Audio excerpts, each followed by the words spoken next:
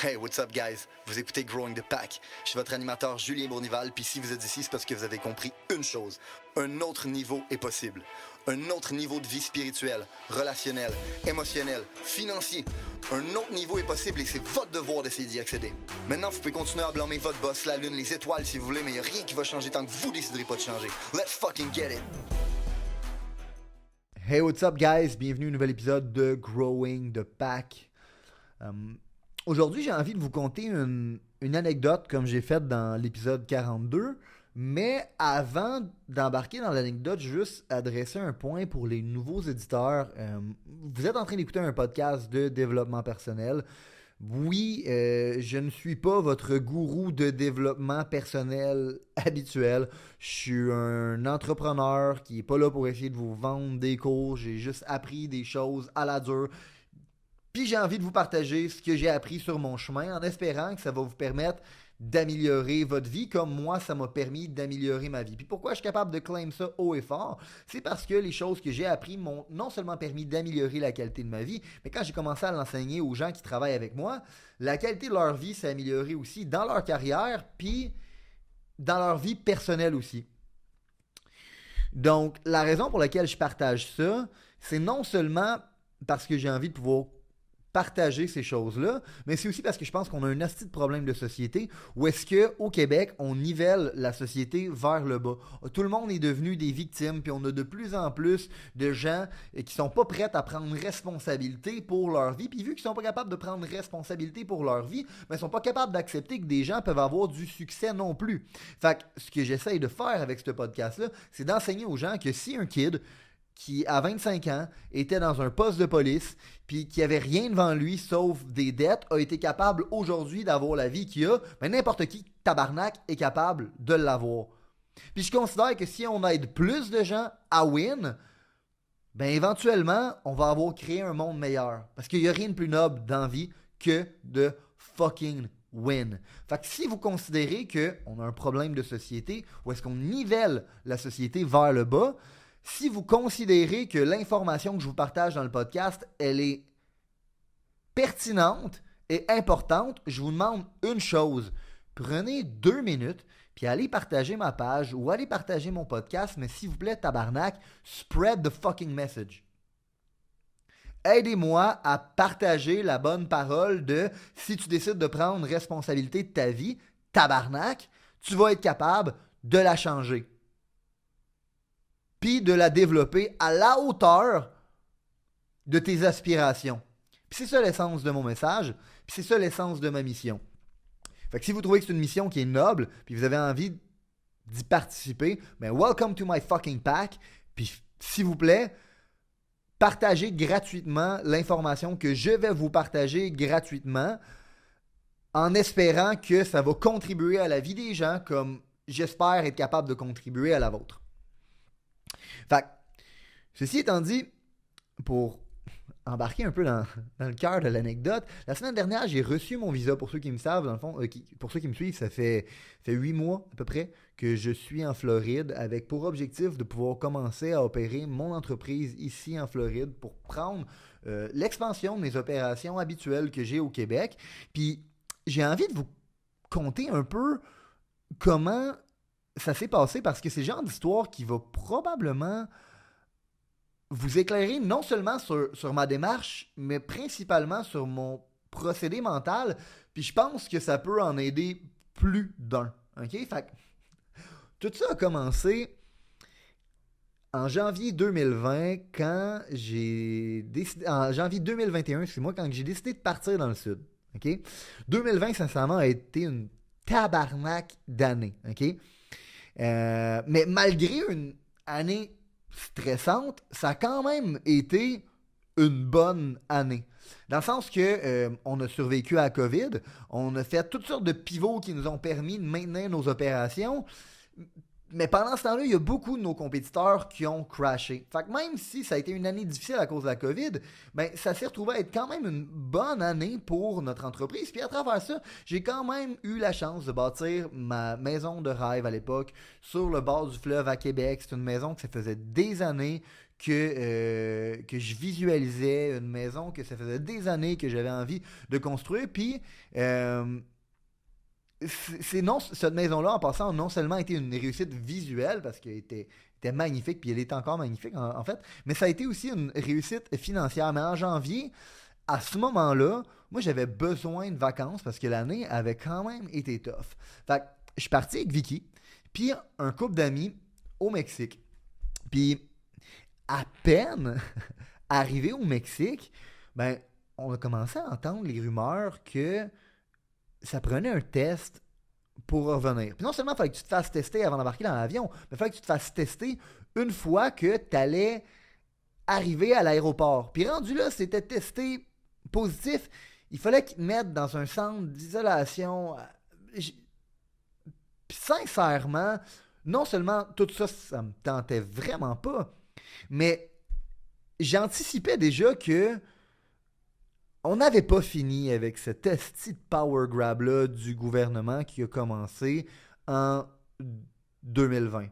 Since day one, by the way, depuis que ça a commencé, puis j'en ai parlé dans mon épisode, là, Sometimes Good, Sometimes Shit, j'ai pas arrêté de dire à tout le monde, non seulement les gens qui travaillent avec moi, mais tout le monde, qu'on n'en avait pas fini avec ça, que c'était juste un début, que ça allait être la crise de notre génération, puis que j'ai aucune idée de où tout ça va nous mener, mais une chose est sûre, on en a pour au moins 10 ans à subir des mesures, puis les répercussions de toutes ces mesures-là. Fait que, premièrement, je savais que je devais tout de suite commencer à planifier un move pour ma compagnie, mais deuxièmement, j'avais aussi aucunement l'intention de me plier à leur crise de mesure de Mongol, puis de jouer à leur jeu. Fait que je me suis dit non, moi je me suis pas fait tester une calisse de fois depuis le début de cette marde-là. C'est pas aujourd'hui que ça va commencer. Puis anyway, sincèrement, retourner dans un pays où la culture médiatique, c'est d'insulter ses citoyens en traitant de touristata, chose sur laquelle j'ai fait une vidéo aussi back then, ben ça m'intéresse pas pantoute. Fait que, à ce moment-là, j'ai comme décidé mentalement que c'était réglé. Je retournais pas au Québec, puis j'allais ouvrir des bureaux pour ma business en Floride. Fait que, bien évidemment, après avoir décidé ça mentalement sur le bord de la plage avec un Aperol Spritz, le premier challenge, c'était de convaincre Vicky. Hein, parce que, bon, je dis la convaincre. Ça n'a pas été super dur parce que non seulement c'est l'histoire de notre vie de prendre des risques comme ça, mais en plus, on était avec un couple d'amis, Roxy et Joël, deux personnes qui sont venues sur le podcast pour ceux qui l'écoutent, qui sont aussi fous que nous, puis qui eux aussi n'avaient pas envie de se plier à ces mesures-là. N'empêche que, même si, bon, Vicky, c'est fini à d'être d'accord avec le move, c'était pas si évident que ça non plus, hein. Il y a du stress qui vient avec ça à l'infini. C'est pas comme si c'était quelque chose qu'on avait prévu. On est parti avec des valises pour 10 jours, là. Mais là, on revient plus. Fait que, comment j'annonce ça à ma famille? Comment j'annonce ça à mes partners? Comment j'annonce ça à ma business? Fait que, mon 10 jours de vacances, dans le fond, au Mexique, s'est retrouvé à d'être une planification de tout ça et à moi qui a adressé des conversations avec tout le monde un à un. Premièrement, avec mon partner. Premièrement, ça a bien tombé parce qu'il comprenait entièrement le move. Puis sincèrement, ça faisait déjà partie de nos plans de 2021, de prendre de l'expansion aux États-Unis. Puis on pensait déjà prendre de l'expansion en Floride. On pensait juste pas le faire autant rapidement, mais sincèrement, avec tout ce qui s'est passé, c'était devenu une nécessité puis une sécurité. Avec tout ce qui se tramait au Canada, il fallait qu'on commence le plus rapidement possible à ne pas mettre tous nos œufs dans le même panier. Fait que, fois que mon partner, on était sans même longueur d'onde, il fallu qu'on l'explique la décision à business, que c'était une décision d'entreprise, que ça allait demander la participation de tout le monde, qu'on allait avoir besoin qu'ils soient prêts à step up puis à lead sans notre support direct. Puis pour être franc, encore à ce jour, je pense que c'est pas tout le monde dans le business qui a compris l'importance de ce move-là, de qu'est-ce qu'on était en train de faire. C'est pas tout le monde qui a compris le stress qui venait avec ça. Puis de toute façon, tout comme ma famille, d'ailleurs, quand je leur ai annoncé, tu sais, souvent, ce qu'on voit en premier, c'est la surface, hein? Parce que quand on fait juste regarder les médias sociaux, puis ma vie, ben on se dit, ben Miami, ça sonne bien en tabarnak comme destination. Mais c'est un peu moins cool quand tu checkes qu'est-ce qui vient avec. Parce que une fois qu'on est arrivé en Floride, by the way, on n'avait rien à part des valises. Là. On était des SDF, des sans-domicile fixe. Non seulement on n'avait pas de logement, mais on n'avais rien. Rien. Puis financièrement, là, moi, je vais être bien honnête avec vous, je n'avais pas planifié ça pantoute. Moi, je venais de tout mettre dans ma maison en pensant qu'après mon 10 jours au Mexique, j'allais retourner dans ma maison de trou de cul, sur le bord de l'eau, dans mon spa de nage de trou de cul, avec mon gym de trou de cul, puis j'allais, dans le fond, exploser 2021 en commençant ça, dans ma belle maison que je venais de me faire bâtir. C'était ça mon plan. J'avais pas planifié qu'il allait falloir que je continue à payer cette hypothèque-là en même temps que de payer un voyage en Floride, en même temps que de devoir trouver un logement, puis de devoir... J'avais pas planifié ça, pas en tout. Puis à ce moment-là, là, grosse partie de mon argent est encore gelé dans la maison. Puis la business, là, ben même si elle a survécu 2020, elle a mangé une claque comme tout le monde. Donc là, j'ai pas de char, j'ai pas d'argent, j'ai pas de logement, j'ai une valise puis une blonde à bout. C'est pas mal tout ce que j'ai. Okay? Là, j'exagère, c'est pas vrai. Mais j'ai une valise puis une vision de où on s'en va avec tout ça. Puis la confiance de mon équipe, de ma blonde, de mon partner, ça, sincèrement, c'est tout ce que j'avais besoin. Fait que, dans nos 2 premiers mois, on s'est retrouvés à devoir déménager 3 fois. Parce qu'on était incapable de trouver un logement long terme. Parce que tout le monde voulait venir en Floride, parce que tout le monde voulait fuir son esti de pays à ce moment-là. Fait que pendant 3 mois, on a vécu dans nos hosties de bagages avant d'être capable de trouver un logement long terme. Puis, pendant ce temps-là, là, by the way, moi, je devais encore payer ma maison qui était pas totalement finie de rénover. Puis, je devais aussi finir les rénovations à distance avec des sommes phénoménales. Non seulement en rénovation qu'il fallait que je continue à mettre, mais des sommes phénoménales en argent qui dormait dans ma maison. Puis, à part de tout, c'est bien beau tout ce stress-là. Puis, c'est bien beau se trouver une place à loger. Mais moi, à base, je suis venu ici pour une raison. J'ai une responsabilité, Calice. Hein. J'ai une responsabilité non seulement envers ma femme, de m'assurer qu'on souffre en ce moment pour pouvoir créer une meilleure situation dans le futur en développant des nouvelles opportunités ici, mais j'ai aussi une responsabilité envers ma business, envers mon partner, envers mon monde qui s'attendent de moi que je ramène un résultat puis que je crée de meilleures opportunités pour eux. Mais j'ai aucune idée de comment aller chercher un visa, ni de comment partir une business ici, ni de comment rapatrier du monde à terme ici.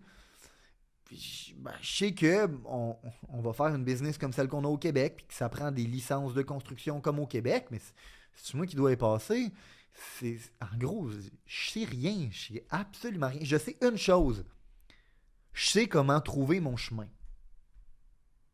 Je sais que c'est pas la première fois que je me trouve dans cette situation-là. Puis je sais que la seule chose qui va m'empêcher de trouver des réponses à mes questions, c'est d'arrêter de chercher puis de me décourager. Plain and simple. Fait que, brièvement, 8 mois plus tard, c'est pas si catastrophique que ça finalement ma vie. Hein. Je déménage dans une crise de belle maison, dans un esti de beau quartier, dans 2 semaines à peu près. Ma maison est refinancée, j'ai sorti toute mon équité de là. J'ai acheté une business, j'ai été chercher mon visa. Je m'apprête à sponsor du staff du Québec pour les amener à développer les États-Unis, pareil comme je leur avais promis. Puis en gros, il n'y a rien de fait encore. Techniquement, il n'y a rien de fait encore, mais ça m'a pris 8 mois de stress puis de sacrifice pour me mettre dans une position pour enfin pouvoir commencer à espérer exécuter ma vision. Bon, là, c'est sûr que si vous avez regardé mes réseaux sociaux à travers ça, il y a eu du yacht, il y a eu du boat, il y a eu du bateau, il y a eu du golf, il y a eu du plaisir, il y a eu des restaurants. Puis sincèrement, je pense vraiment que c'est la moindre des choses quand tu souffres et stresses comme ça pendant 8 mois de temps. Mais ce qui me fait rire, c'est qu'il y a encore du monde qui pense que pour moi, c'était facile, que c'était le fun, que j'avais pas d'attache, que j'étais magiquement libre, moi, de faire tout ça. Premièrement, là, la liberté, c'est rien d'autre qu'un tabarnak de choix. Vous êtes autant libre que moi de faire des choix. Le seul catch avec la liberté de choisir, c'est que tu es responsable des répercussions de tes décisions.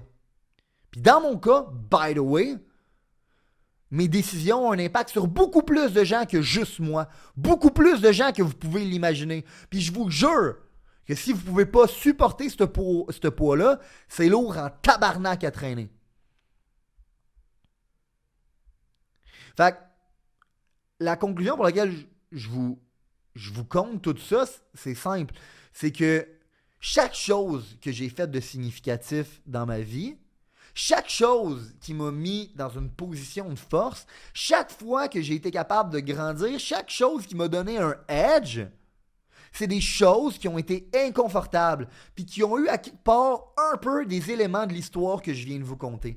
Fait que ce soit mon centre d'appel que j'ai au Maroc, que ce soit ma maison que j'ai rénovée, qui s'est retrouvée à être un projet très rentable, que ce soit ma business ou mon plan d'expansion que j'ai exécuté ici, ben dans le fond, il y a 3 choses que vous devez apprendre à exécuter vous-même. 3 skills à développer que vous devez tirer de cette histoire-là. 1. La capacité de prendre une décision puis d'adresser votre direction. 2. Pas attendre que les circonstances soient parfaites. Puis 3. Apprendre à travailler avec ce que tu ne sais pas. Parce que apprendre à travailler avec ce que tu ne sais pas est plus important que techniquement ce que tu sais aujourd'hui. Fait que, premièrement, là, prendre une décision, c'est quelque chose que je vois de plus en plus de gens avoir de la difficulté à faire. Prendre une décision, là, ça veut dire éliminer les autres options, guys. Ça veut dire qu'une fois que tu as déterminé ta direction, il n'y a pas d'obstacles qui vont t'empêcher de te rendre. D'où l'importance de la détermination dans la vie, guys. Les obstacles, là, c'est pas une raison de te choquer. Sinon, tu ne fais pas preuve de détermination. Les obstacles, c'est juste une chose que tu dois identifier pour être capable de les surmonter. Puis, je vois souvent le monde espérer en fait que tout le monde soit d'accord avec leur direction. Puis, je veux vous coller à la shot. Quand vous allez prendre une décision, vous allez éliminer les autres options, vous allez décider d'une direction, là, vous allez déterminer une direction dans votre tête, c'est pas tout le monde qui va être d'accord. Puis, by the way, t'as pas besoin que tout le monde soit d'accord. C'est pas tout le monde dans le business, probablement, qui était d'accord avec le fait que Julien ne revienne pas, puis qu'il aille tout de suite ouvrir des bureaux en Floride. Probablement qu'il disait, hey, on a besoin de Julien en ce moment, avec l'incertitude qu'il y a. Mais moi, je savais que c'était le move que j'avais besoin de faire pour mettre la business dans une position de force demain. J'ai pas besoin que tout le monde soit d'accord avec moi. J'ai juste besoin d'adresser ma direction pour m'assurer que tout le monde qui va me supporter dans ma décision me supporte. Dans le fond, ce que tu veux faire en adressant ta direction, c'est déterminer qui te supporte dans ta décision, qui a confiance en toi, puis sur qui toi tu peux avoir confiance pour te rendre à ta destination. Puis sur qui, malheureusement, tu ne pourras pas compter.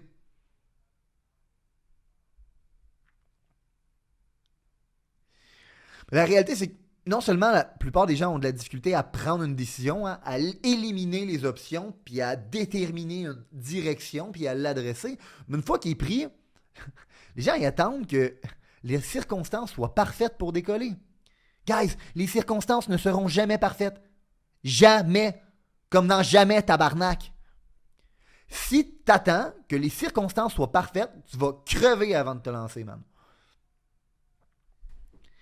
Si moi, là, j'avais attendu que les circonstances soient parfaites, je serais probablement jamais parti. Je serais probablement encore pris au Québec en ce moment, puis j'attendrais que le COVID passe. Puis dans le fond, si j'avais pris cette habitude-là dans ma vie, ben j'aurais pas fait les pivots nécessaires pour que ma business soit encore en vie aujourd'hui. Puis probablement que j'aurais pas de business, j'aurais pas de maison, j'aurais pas de blonde, j'aurais rien, câlisse. La raison pour laquelle les gens attendent que les circonstances soient idéales, c'est parce qu'ils ont peur de l'inconnu. Ou plutôt, en vrai, ils ont peur de leur habilité à dealer avec l'inconnu. En fait, c'est la peur de ne pas être assez. Puis c'est ça qui empêche les gens de prendre responsabilité de leur vie. Mais voyez ça comme ça. C'est comme marcher le soir dans le brouillard. Au début, là, tu vois juste 2 mètres en avant de toi. La beauté de la chose, c'est qu'aussitôt que tu marches un premier 2 mètres, tu vas voir un autre 2 mètres plus loin, puis un autre 2 mètres plus loin, puis un autre 2 mètres plus loin. Puis à chaque fois que tu vas faire un pas, tu vas toujours un peu plus loin. Puis toujours un peu plus d'informations qui se révèlent à vous. Fait que, si vous avez envie de bâtir la vie de vos rêves, que ce soit pour une promotion, que ce soit pour une relation dans laquelle vous avez envie de vous engager, que ce soit pour une business que vous voulez partir, un nouveau process que vous voulez implémenter dans votre business, une idée que vous voulez essayer, une vente que vous voulez faire, vous devez apprendre à exécuter ces 3 choses-là. 1, l'art de prendre une décision et d'éliminer les autres options. 2, arrêter d'attendre que les conditions soient idéales, ils ne seront jamais tabarnak. Puis 3, apprendre à naviguer dans le noir. Puis by the way, il n'y a aucune garantie de où ça va vous amener tout ça. Aucune. Mais il y a une chose qui est sûre. Si vous ne faites rien de tout ça, vous avez une chose qui est garantie. Vous allez faire du surplace le restant de votre vie.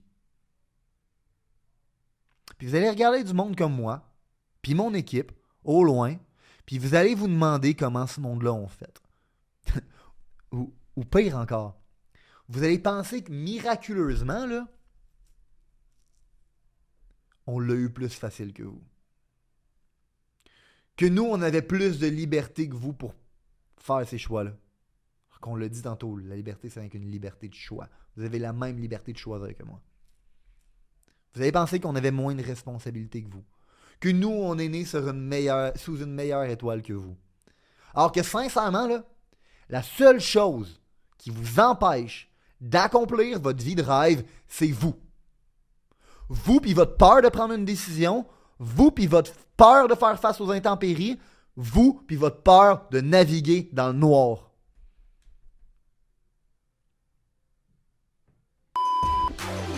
Si vous avez considéré que l'information, les principes, les valeurs qui ont été partagées aujourd'hui ont une certaine utilité dans la vie, vous allez non seulement vouloir appliquer les concepts, mais vous allez surtout vouloir les partager. Les partager à un ami, partager à une connaissance, partager à quelqu'un qui en a besoin. Growing the Pack, c'est avant tout un mouvement qui grandit à travers les gens qui fait grandir. C'est un mouvement qui permet de créer les leaders de demain. C'est seulement grâce aux gens comme vous qui comprennent que le développement du leadership est notre plus gros enjeu qu'on va réellement faire avancer les choses. Je vous remercie pour votre temps. Let's grow the fucking pack!